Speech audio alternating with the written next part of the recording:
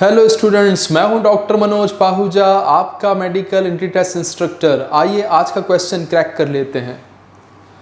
Activation energy, कुछ statements दी गई हैं ऑप्शंस में। हमने ये चेक करना है कि कौन सी स्टेटमेंट एक्टिवेशन एनर्जी के लिए करेक्ट है। पहला ऑप्शन है activation energy is the difference in the average energy content of S यानी कि substrate from that of its transition state. Option B है helps to change reactants into unstable transition state before they can be converted into products. Option C है is the minimum energy required from the outside to overcome the energy barrier of the reactants और to start a reaction. And option D all are correct. तो सबसे पहले तो हमें पता होना चाहिए कि एक्टिवेशन एनर्जी क्या होती है, उसकी डेफिनेशन को हमने समझना होगा और फिर उन चीज़ों को रिलेट करना होगा इन ऑप्शंस के साथ। चेक कर लीजिएगा। एक्टिवेशन एनर्जी की पहली डेफिनेशन है amount of energy required to activate reactants. आपके पास दो रिएक्टेंट्स मौजूद हैं, क्या इनकी मौजूदगी इस बात को प्रूव करती है कि प्रोडक्ट लाजमी बनेगी? क्वेश्चन सुनिएगा, क्या इन रिएक्टेंट्स का सिर्फ प्रेजेंट होना ज़रूरी है रिएक्शन के हो जाने के लिए, प्रोडक्ट के बनने के लिए? तो आंसर है नो। ये रिएक्टेंट्स पड़े रहें, सारी जिंदगी पड़े रहेंगे, जब तक कि इनको एक्टिवेट नहीं किया गया तब तक ये प्रोडक्ट नहीं बना सकते। दो दोस्त जो कि बहुत अच्छे दोस्त हैं, आपस में चुपचाप गपशप कर रहे हैं, कभी नहीं लड़ेंगे, कभी भी लड़ेंगे नहीं, उनके दरमियान कोई रिएक्शन नहीं होगा, कभी लड़ाई नहीं होगी, चुपचाप बैठे हुए हैं।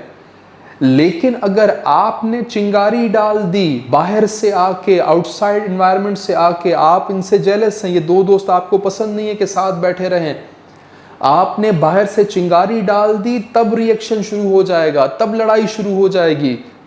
तो रिएक्शन होने की वजह है बाहर की दुनिया से एनर्जी का मुहैया किया जाना, ताकि ये जो रिएक्टेंट्स हैं ये एक्टिवेट हो जाएं। So amount of energy required to activate reactants so that these reactants react to form product। ये product suppose C के नाम से मैं कहता हूँ इसे, कि C product बनेगी किस वक्त बनेगी? जब ये reactants या substrates activate होंगे। इसी बात को एक और स्टाइल में समझाया जा सकता है। amount of energy required, required का लफ्ज़ बाहर की दुनिया से आने वाली एनर्जी के लिए इस्तेमाल किया जा रहा है, ये एनर्जी आउटसाइड सोर्स से आती है। So amount of energy required to bring reactant molecules into precise orientation. इस एनर्जी की ज़रूरत क्या है? रिएक्टेंट्स को एक्टिवेट करने का मतलब क्या है? मतलब ये है कि बाहर की दुनिया से एनर्जी दो।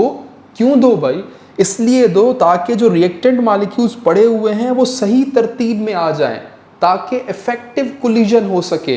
कोलिजन थ्योरी एक फेमस थ्योरी है जो ये कहती है कि रिएक्टेंट्स तभी रिएक्ट करके प्रोडक्ट बनाएंगे जब वो सही तरतीब में होंगे, जब उनकी कोलिजन इफेक्टिव होगी। इन इफेक्टिव कोलिजन्स, खराब कोलिजन्स, रैंडम कोलिजन्स की वजह से रिएक्शन नहीं होता। रिएक्शन होने के लिए रिएक्टेंट मॉलिक्यूल्स का सही तरतीब में होना ज़रूरी है, और तरतीब में लाने के लिए जो एनर्जी चाहिए वो है एक्टिवेशन एनर्जी। तरतीब में लाने के लिए जो एनर्जी रिक्वायर्ड है that is called activation energy. अब इस एग्जांपल को देख लें। यहाँ कार्बन मोनोऑक्साइड का रिएक्शन हो रहा है O2 के साथ, लेकिन क्या ये रिएक्शन हो पाएगा? ये क्वेश्चन है। क्या ये जो रिएक्टेंट्स हैं ये एक्टिवेटेड हैं? तो आंसर है नो, क्योंकि ये सही तरतीब में नहीं है। जो सही तरतीब रिक्वायर्ड है इनके इफेक्टिव कोलिजन के लिए वो मौजूद नहीं है। ये टकराएंगे ज़रूर, लेकिन इनकी कोलिजन्स इनइफेक्टिव है, जिसकी वजह से नो रिएक्शन, जिसका साफ मतलब है कि इनको जो proper amount of energy required है बाहर की दुनिया से एक्टिवेट होने के लिए, जिसे आप एक्टिवेशन एनर्जी कहते हैं, वो इनको नहीं मिल रही है। अगर वो मिल जाती तो ये सही तरतीब में आ जाते। इसी के नीचे जो दूसरा इसका पोर्शन लिखा हुआ है, देखिए यहाँ पर कार्बन जो है उसकी जो ओरिएंटेशन है वो चेंज्ड है, वो O2 के बिल्कुल सामने है। यहाँ ऐसे है वही कार्बन मोनोऑक्साइड, लेकिन कार्बन का जो फेस है वो टूवर्ड्स ऑक्सीजन है। अब ये जो रिएक्शन की तरतीब है ये बड़ी ही परफेक्ट है। इसमें क्या किया गया है, एनर्जी मुहैया कर दी गई है। कौन सी एनर्जी? एक्टिवेशन एनर्जी, जिसकी वजह से ये जो कार्बन मोनोऑक्साइड का मॉलिक्यूल है ये सही ओरिएंटेशन में आ गया है। इसी को सही तरतीब में लाने के लिए ही तो एनर्जी रिक्वायर्ड थी, जिसे कहा गया एक्टिवेशन एनर्जी। ये सही तरतीब में आ गया एनर्जी मिलने पर, और उसके बाद देखें रिएक्शन हो गया, कार्बन डाइऑक्साइड की फॉर्मेशन हो रही है। इसका मतलब ये है कि रिएक्टेंट्स को सही तरतीब में लाने की जिम्मेदारी उस एनर्जी की है जो बाहर की दुनिया से आएगी, एक्सटर्नल सोर्स से आएगी, और इन्हें सही तरतीब में लाके रिएक्शन करवा देगी। यहाँ एक और बात को याद रखना है कि अगर इसी रिएक्शन में एंजाइम या कैटलिस्ट प्रेजेंट होता तो जो काम बाहर से मुहैया की गई एनर्जी ने किया वही काम एंजाइम करता। कौन सा काम? रिएक्टेंट्स को प्रिसाइज ओरिएंटेशन में लाने का काम। मैं फिर से रिपीट कर रहा हूं कि जो सबसे अहम टास्क है रिएक्शन होने के लिए वो है रिएक्टेंट मॉलिक्यूल्स को सही तरतीब में लाना।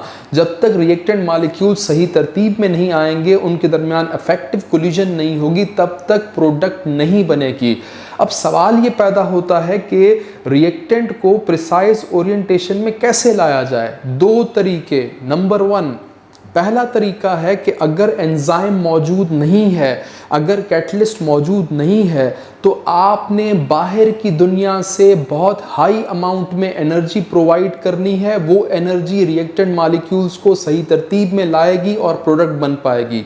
दूसरा तरीका, अगर एंजाइम मौजूद है या कैटलिस्ट प्रेजेंट है, उसके अंदर मौजूद हैं कोफैक्टर्स, तो वो कोफैक्टर्स एंजाइम्स के साथ मिलकर सबस्ट्रेट मॉलिक्यूल्स को सही तरतीब में खुद ले आते हैं। किसी बाहर की दुनिया से high amount of energy provide करने की ज़रूरत नहीं होती, बल्कि एंजाइम खुद प्रिसाइज ओरिएंटेशन में ले आएगा सबस्ट्रेट मॉलिक्यूल्स को और एक्टिवेशन एनर्जी को इतना कम कर देगा कि थोड़ी सी एनर्जी बाहर से मिल गई और रिएक्शन बहुत तेजी के साथ प्रोसीड करने लगेगा। तो बड़ा इंपॉर्टेंट पॉइंट है ये, इसको आप जरूर समझने की कोशिश करें। अब आते हैं अगले पॉइंट की तरफ। एक और डेफिनेशन बनाई जा सकती है एक्टिवेशन एनर्जी की, जो कि है it is the difference in the average energy content of substrate from its transition state. समझने वाला पॉइंट, थोड़ा गौर कीजिएगा यहाँ पे। सबस्ट्रेट मॉलिक्यूल्स अभी तक वो अटैच नहीं हुए हैं एक्टिव साइट के साथ। इनकी अपनी एक एनर्जी है जो इनके अपने अंदर मौजूद है। सपोज वो एनर्जी है 200 किलो जूल। इसको मैं एक्टिवेशन एनर्जी नहीं कहूँगा। जो एनर्जी मेरे अंदर है मैं उसकी बात कर रहा हूँ, या जो मॉलिक्यूल्स रिएक्ट करने वाले हैं उनके दरमियान जो एनर्जी है, एक मॉलिक्यूल है, दूसरा मॉलिक्यूल है, कुल मिला के टोटल एनर्जी की बात की जा रही है जो सबस्ट्रेट के पास है। सपोज वो 200 किलो जूल है। आपने इस वैल्यू को याद नहीं करना, मैंने सिर्फ और सिर्फ एक एग्जांपल दी है। अब ये सबस्ट्रेट मॉलिक्यूल आके अटैच हो गया एक्टिव साइट के साथ। एंजाइम ने इसकी जो एक्टिवेशन एनर्जी है उसको लो कर दिया और रिएक्शन को प्रोसीड करवाने लगा। बन गया एंजाइम सबस्ट्रेट कॉम्प्लेक्स। इस एंजाइम सबस्ट्रेट कॉम्प्लेक्स को मैं कहूँगा ट्रांजिशन स्टेट। ये ट्रांजिशन स्टेट है, हाईली अनस्टेबल। बहुत वीक बॉन्ड्स के ज़रिए सबस्ट्रेट जुड़ता है एक्टिव साइट के साथ, बहुत थोड़ी देर के लिए जुड़ता है, आर्जी कनेक्शन होता है, इसलिए इसको मैं ट्रांजिशन स्टेट कह सकता हूँ। इस ट्रांजिशन स्टेट ने थोड़ी ही देर में प्रोडक्ट बना देनी है और एंजाइम को फिर से अवेलेबल करवा देना है उसी जैसे एक और रिएक्शन के लिए। लेकिन इस ट्रांजिशन स्टेट पे कितनी एनर्जी है उसको अगर चेक किया जाए तो मिसाल के तौर पे ये एनर्जी है 75 किलो जूल्स पर मोल। उस सबस्ट्रेट वाली एनर्जी से ये एनर्जी कम होगी। हालांकि ये अनस्टेबल है, लेकिन ये जो सबस्ट्रेट मॉलिक्यूल्स हैं ये उससे भी ज़्यादा अनस्टेबल है। सबसे स्टेबल चीज़ यहाँ पे प्रोडक्ट है और प्रोडक्ट बनाने की तरफ इशारा हो रहा है, तो इसका मतलब ट्रांजिशन स्टेट प्रोसीड कर रही है उसी की तरफ, तो इसके पास एनर्जी कम है।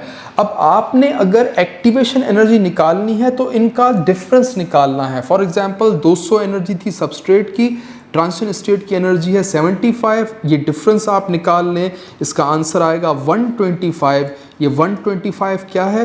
This is the activation energy, जिसे या तो बाहर से प्रोवाइड किया जाए या फिर आप एंजाइम या सबस्ट्रेट प्लेस कर दो ताकि इस एनर्जी को कम किया जा सके, ताकि रिएक्शन आसानी से प्रोसीड करे। तो स्टेटमेंट बिल्कुल ठीक है कि activation energy is the difference. किस चीज़ का डिफरेंस? जो सबस्ट्रेट की एनर्जी है, एवरेज एनर्जी, क्योंकि दो सबस्ट्रेट हो सकते हैं तो उनकी एवरेज एनर्जी लेनी होगी, एवरेज एनर्जी, और दूसरी चीज़ क्या है? ट्रांजिशन स्टेट, उसकी एनर्जी का डिफरेंस निकाला जाए, you will get the activation energy. अब आते हैं अपने ऑप्शंस की तरफ, रीड कर लें ऑप्शंस को। पहली स्टेटमेंट है activation energy is the difference in the average energy content of substrate from that of its transition state. बिल्कुल सही, यही हमने पढ़ा।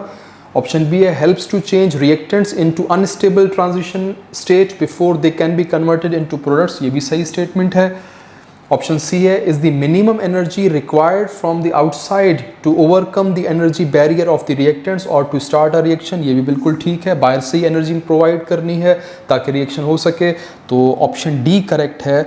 All of the following are correct. आपने क्वेश्चन क्रैक कर लिया है, इसको आप नोट कर लीजिएगा।